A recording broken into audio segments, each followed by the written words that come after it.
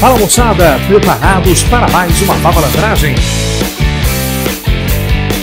Fiquem agora com a matemática Melzinho da Chupeta. Olá pessoal, sejam mais uma vez muito bem-vindos a mais uma aula do nosso canal Vavá Matemática. E hoje eu trouxe para vocês em especial um assunto que eu tenho muita paixão, que me dá muito tesão quando eu vou falar da mamãezinha das geometrias. Eu vou falar nada mais nada menos da tua geometria plana, mais especificamente áreas e propriedades das principais figuras planas que aparecem em prova para vocês. E quando eu vou falar de um assunto como esse, pessoal, me deixa arrepiado, eu já fico empolgado, e quando eu fico empolgado, né, produção? Ó lá! Doeu, se doeu, de encontrar assim do nada, a boca colada no outro cara. Muito bem, pessoal, mas dancinha de lado, dancinha a gente deixa para depois. Já vai deixando aquele teu like, porque o assunto é um assunto importante para todo e qualquer tipo de prova que você for enfrentar. Seja de vestibular, seja top provinha especial do Enem, seja provinha militar ou seja de concurso público. Nós vamos trabalhar com as principais figuras planas, as áreas dessas figuras, mas principalmente eu vou desmanchar as propriedades dessas figuras para vocês e vamos começar hoje com alguns quadriláteros, ok? Então me acompanhe até o final desta aula, vamos nessa! Muito bem, pessoal, e para nós falarmos sobre áreas e propriedades das principais figuras planas, comecemos com os quadriláteros. O nome já diz, não é isso? Quadriláteros, láteros são lados. Então, quadriláteros, ou também chamados de quadrângulos, são as figuras planas formadas por 4 lados. 4 lados, consequentemente, 4 vértices e 4 ângulos. Eu vou começar com um quadrilátero bem famoso, bem conhecido das provas de vocês, que é o paralelogramo.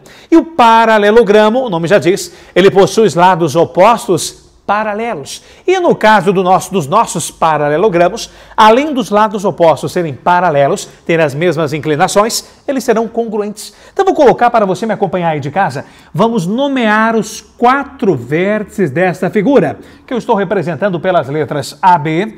Aqui tu tens o vértice C e aqui tu tens para fechar o vértice D. ABCD, o quadrilátero ABCD, o paralelogramo ABCD. Pelo que eu havia falado para vocês, nós temos que o paralelogramo possui lados opostos paralelos e congruentes. Eu estou afirmando que o lado AB ele é paralelo e tem a mesma medida que o lado CD. Eu estou afirmando que o lado AD ele é paralelo, tem a mesma inclinação e a mesma medida que o lado BC. Agora, além dos lados opostos serem paralelos e congruentes, os ângulos opostos possuem obrigatoriamente as mesmas medidas. Eu estou te informando que este ângulo A, ele é obrigatoriamente igual ao ângulo C. Vamos chamar esse ângulo aqui de 2 linhas, vamos chamar esse ângulo aqui de 2 linhas. Se eu afirmar para vocês, por exemplo, que este ângulo A seja igual a, vamos chutar, seja igual a 120 graus, automaticamente eu estarei afirmando para vocês que o ângulo C aqui, ele corresponderá aos mesmos 120 graus. E digo mais, em todo paralelogramo, os ângulos vizinhos, qualquer par de ângulos vizinhos, eles serão suplementares. E quando eu falo em ângulos suplementares, vem automaticamente o que à tua cabeça? Ângulos suplementares são ângulos cujas suas medidas somadas, as suas medidas somadas, ou a soma das suas medidas, corresponder a 180 graus. Então, se eu pegar o ângulo C, que vale 120, e o seu ângulo vizinho B, a soma tem que fechar 180. Então, se um vale 120, este ângulo B só poderá ser 60 graus. Porque 120 mais 60 vai resultar em 180. Mas se o B vale 60 graus, é porque o teu ângulo D aqui também corresponderá aos teus 60 graus. Porque os ângulos opostos são de mesma medida. Então nós podemos colocar o seguinte, pessoal, para vocês. Coloca lá. O ângulo A, ele é congruente ao teu ângulo C. Ângulos opostos iguais. O teu ângulo D de dinossauro é congruente ao teu ângulo B. Agora, se nós pegarmos 2 ângulos vizinhos, o A com o D com o C com o B ou o B com o A, se nós somarmos 2 ângulos vizinhos, por exemplo, o ângulo B, mais o ângulo C, a soma entre as suas medidas vai ser igual a 180 graus. Eles serão considerados suplementares. Agora, é engraçado aqui, quando fala assim paralelogramo, o aluno só lembra disso aqui, ó. Ah, professor, a área é base vezes a altura. É o aluno decoreba, é o aluno cartolina, não é isso? Se você for um aluno cartolina, o que é o aluno cartolina, professor? Aquele que pega todas as fórmulas, coloca-as em cartolinas, usa caneta Cheguei, aquela caneta chama-chama, a verde-limão, aquela laranja, não é isso? Coloca na parede lá, cola na parede, né, atrás da porta, aquelas fórmulas e vira o aluno cartolina. Aquele que só decora as formulazinhas. Eu quero as propriedades das suas figuras. Para você chegar na área dessa figura, a área já coloquei aqui, é base vezes altura. Quem é a base? A base, deixa eu pegar para vocês aqui. Aqui você vai ter que a base do teu paralelogramo é a medida do segmento que vai do ponto D ao ponto C. Vamos supor que essa base eu vou representar por B minúsculo. Agora, o que seria a tua altura? Esta é a tua base. A tua altura não é o segmento BC. A altura ela tem que partir de um vértice, encontrar o lado oposto perpendicularmente. Traduzindo para vocês, deixa eu pegar o meu auxiliar aqui, vem, olha só. A altura vai partir do vértice B e vai encontrar em linha reta o prolongamento do teu lado. O prolongamento da tua base. Então, deixa eu colocar para vocês prontinho. Então, ali está a tua altura, vem. Aqui você tem um ângulo de 90 graus e esta altura eu vou chamar de H. Agora sim, você pode dizer que a área do teu paralelogramo é o produto entre a medida da base e a medida da altura, ou seja, B vezes H. Eu evito usar letrinhas, né? O cara coloca na fórmula lá na cartolina. A área, B vezes H, X vezes Y, A vezes B. Ô, cara, que isso? Então você vai ter base vezes altura, base vezes altura. E digo mais, existe uma outra maneira de você encontrar a área desse paralelogramo. Vamos supor que na hora da prova eu não forneça para vocês a medida da altura, mas eu forneça a medida da base B e eu forneço para vocês a medida desta lateral aqui, simplesmente, que eu vou chamar de A. Existe uma outra maneira para você obter a área desse paralelogramo. Qual maneira, professor? Se você conhece dois lados vizinhos, e o ângulo formado por eles, aqui no caso vale 60 graus, mas eu estou supondo, generalizando, um ângulo alfa. Conhecendo-se as medidas dos lados e do ângulo formado por eles, você pode encontrar a área dessa figura desta maneira. Você vai multiplicar os lados conhecidos, no caso B vezes o A, ou A vezes o B, vezes, coloca lá, vezes, o seno do ângulo formado por eles. Então aqui você vai ter A vezes B ou B vezes A, vezes o seno do ângulo formado por eles, consequentemente, você chegará na área dessa figura. E não para por aí não, olha para cá. Se eu perguntar para vocês, professor, essa figura não tem 4 lados, é um quadrilátero. E todo quadrilátero, ele tem quantas diagonais? Tem 2 diagonais. Se eu traçar as minhas diagonais, deixa eu pegar o meu assistente aqui. Diagonal, o que é, professor? É o segmento de reta que une 2 vértices não consecutivos. Então, se eu traçar aqui, pessoal, olha lá, ó. Aqui você tem uma diagonal. Agora vamos ligar os outros vértices não consecutivos. Aqui. Então, aqui vai mais ou menos para ti aqui. Opa, vai lá mais ou menos. Aqui, a outra diagonal. São 2 diagonais que elas não têm as mesmas medidas, mas essas diagonais, elas se interceptam no ponto médio de ambas. Traduzindo, a diagonal menor, ela corta a diagonal maior exatamente ao meio. A diagonal maior, ela corta a diagonal menor ao meio, pois as diagonais de qualquer paralelogramo, elas vão se cruzar exatamente no ponto médio de ambas.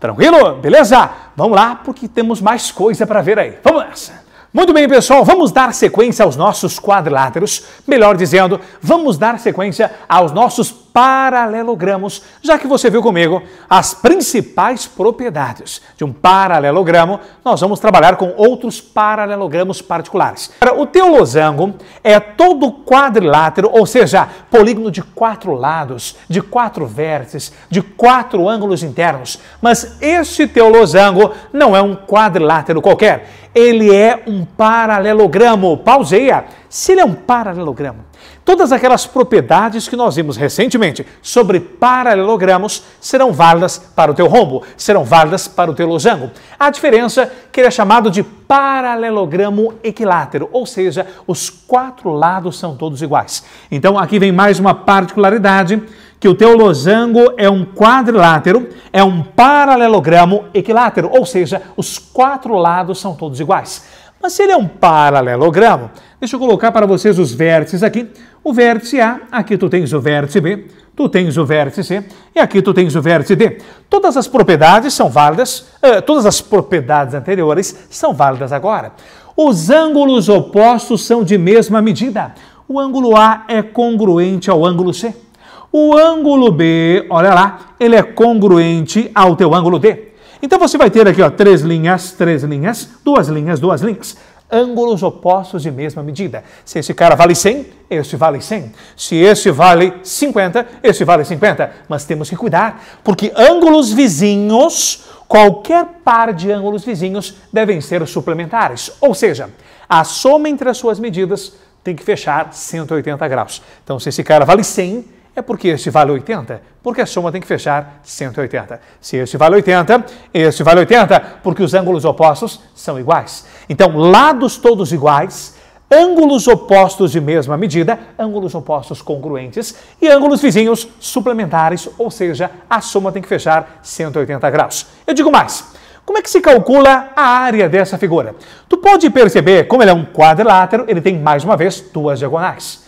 Tu tens esta diagonal AC, que é a diagonal menor. Eu vou colocar para vocês aqui, pessoal, a diagonal que vai do ponto A ao ponto C, diagonal menor. E aqui tu tens a diagonal que vem do ponto B e vai até o ponto D. É a diagonal maior. Então, deixa eu traçar para vocês. Aqui vem, ó. Deixa eu colocar para vocês rapidinho. Aqui tu tens a tua diagonal maior. Então, diagonal menor, diagonal maior. Basta você efetuar o semiproduto entre essas diagonais, ou seja, diagonal maior vezes diagonal menor, dividido por 2, vai resultar automaticamente na área dessa figura. E como é um paralelogramo, caso você não tenha as diagonais e você tiver as medidas de 2 lados conhecidos e o ângulo formado por eles, já que é um paralelogramo, pode-se fazer exatamente o que eu fiz na figura anterior. O produto dos lados conhecidos vezes o seno do ângulo formado por eles vai resultar na área dessa figura. Mas eu quero mais. Eu quero mais do que simplesmente saber calcular a área de um losango, de um paralelogramo. Essas diagonais, no caso do losango, elas se interceptam no ponto médio de ambas, porque ele é um paralelogramo, então a diagonal menor vai cortar a diagonal maior ao meio. A diagonal maior cortará a menor ao meio. Só que essas diagonais, elas, além de se cruzarem em seus pontos médios, elas são perpendiculares entre si. Então, automaticamente, você acabou de formar comigo, olha lá, 4 triângulos retângulos congruentes entre si. Você tem 1, 2, 3, 4 triângulos retângulos, em que as metades das diagonais são os teus catetos e o lado do teu losango é a hipotenusa. Qualquer valor que tu precise, automaticamente nós iremos recair no teorema do tio Pita. O teorema do tio Pita é o teorema de Pitágoras, onde você tem que a hipotenusa ao quadrado é a soma dos quadrados dos catetos. Tranquilo até aqui, pessoal? Então, qualquer coisa é videoaula, você pode pausar, volta lá, reveja todas as propriedades do paralelogramo, além da fórmula da área. Se você dominar as propriedades, você tem mais chance de arrasar nesse assunto que cai em todas as suas provinhas. Ok? Belezinha?